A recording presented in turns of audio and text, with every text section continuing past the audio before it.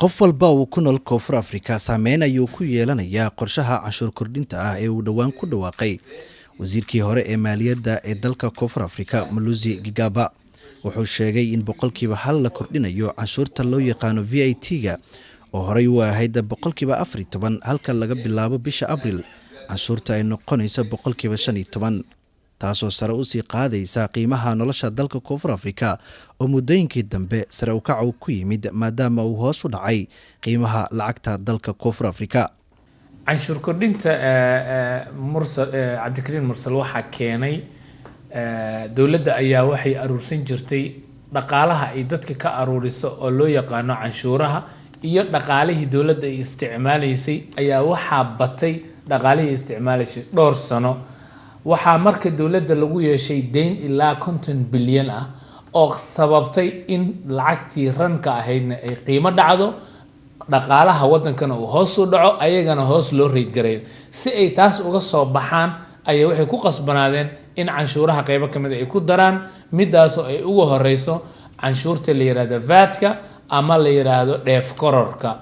taas ayaana sababtay inay kordhiyaan waxayna ku dareen boqolkiiba hal meeshii ay ahayd 14 boqolkiiba waxay hadda qaadaan 15 boqolkiiba oo hirgeli doonto 1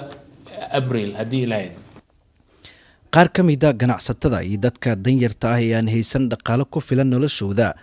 ayaa walaac ka muujinaya canshuur kordhinta dhawaan ka hirgalaysa guud ahaan dalka Koonfur Afrika dood xoogan ayay dhalisay arrintan balse hadda waxa ay u muuqanaysaa in ganacsatada iyo macaamiishooduba ay ku qasban yihiin inay bixiyaan canshuurta oo dhameystiran walow dadka danyarta ah ee talaabadan si toos ay u saameyn doonto canshuurtu hadda boqolkiiba 15 laga dhigay dadka ganacsadayaasha ah sida sharciga ah hadiiba 1 milyan iyo ka badan ay sameeyaan sanadka waxay iska rajistar gareeyaan canshuurta waxayna u noqdaan canshuur qaadayaasha wakiilo sii gudbiya canshuurta laakiin waxa ay toos u saameyn doontaa cidii aan canshuurna rajistar gareysnayn isla mar ahaanta oo aan iska diiwaan gelin canshuuraha iyo shakhsiyaadka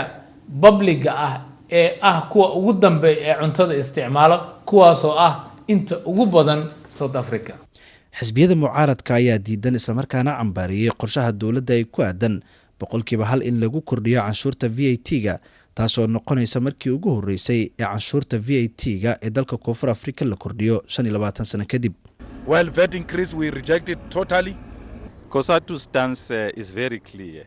Dawladda ayaa arrintan canshuur kordhinta ah waxa ay uga gol leedahay inay kordhiso lacagaha kaalmada ah ee la siiyo dadka tabarta yar sida dadka curyaamada ah waayeelada iyo caruurta iyo waliba sidoo kale in lagu horumariyo daryeelka caafimaad ee dadka guud ee dalka Koonfur Afrika.